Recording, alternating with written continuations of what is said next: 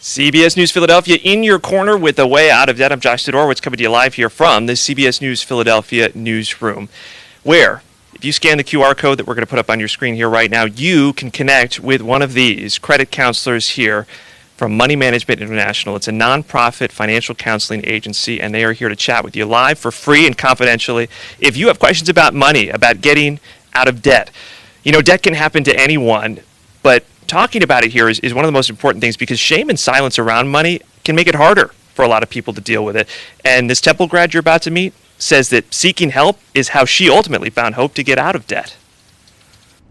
As Jasmine Quezada works to pursue her graduate studies, she's still weighed down by debt she started racking up shortly after undergrad. I kind of underestimated how fast you can build debt. After graduating from Temple, she moved to California and opened her first credit cards. Living on her own for the first time, she says introductory rewards and low rates made it all feel manageable until rates jumped. It kind of just gets you off guard because, you know, you get into the autopilot of just using the credit card. Jasmine says her debt peaked at nearly $20,000 during the pandemic, but admits that embarrassment initially held her back from getting help. I just didn't want to talk about it at all. Like, you know, just don't bring up money. And a lot of my family members are like that. For many, that shame can be a major barrier to debt relief. They take it very personally. They feel like it's some sort of moral failure, some sort of character flaw, something that they did wrong, and they don't want to admit to themselves or certainly anybody else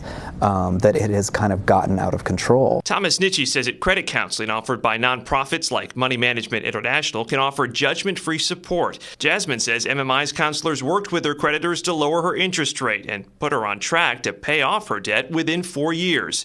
She wants others to know they're not alone. They really understood where I was coming from. Back here live in the newsroom, I want to bring in one of those financial counselors. You just heard from him in that piece, Thomas Nitchie with MMI. So, Thomas, Jasmine there was enrolled in what's known as a debt management plan. What is that? Because before I started talking to you, I wasn't familiar with these. Yeah, so for sure. And it's confusing because they all sound kind of familiar, right? You've got debt management plan, debt settlement plan, debt consolidation loan. Like, there's a lot of similar sounding terms, but they all work very differently, so it's important to distinguish between them. A debt management plan is administered by nonprofit credit counseling agency like MMI, where we work with existing creditors to reduce the interest rates on average down to about 7% and consolidate the payments into one. So it acts much like a consolidation loan, but without any new loan. So there's no credit requirements or anything like that. We're just working with the existing creditors.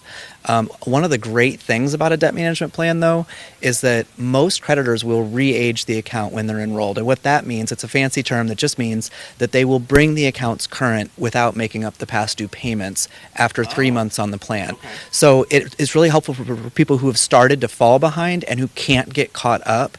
Once they're enrolled in the plan, most creditors will bring them current. They'll mark them current on the credit report. You won't have, you basically put the missed payments at the end of the loan, so to speak. So that's something that a lot of people don't realize and is helpful to a lot of folks. So that could be huge between that and between also then with lowering the interest rates significantly. I mean, you're talking some really significant savings while still you're paying back the money that you did owe. Right. The biggest question to ask when you're talking about somebody, if they're going to help you with your debt, is this debt going to be paid every month?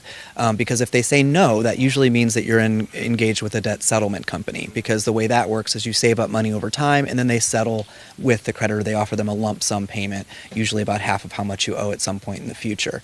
But a debt management plan maintains monthly payments to your creditors, so that helps build your credit score over time, on average about 80 points from start to finish on the program. As long as you stick to those monthly payments, it's important to maintain those monthly payments because that's what most of your credit score is based on. Sure. And not to say, too, that maybe one is better than the other. It's all very based on your own personal situation. Right. It's not that one is better than the other, it's more about what is appropriate based on your situation. If your accounts are already in collections, then by all means, a settlement is a good to look into.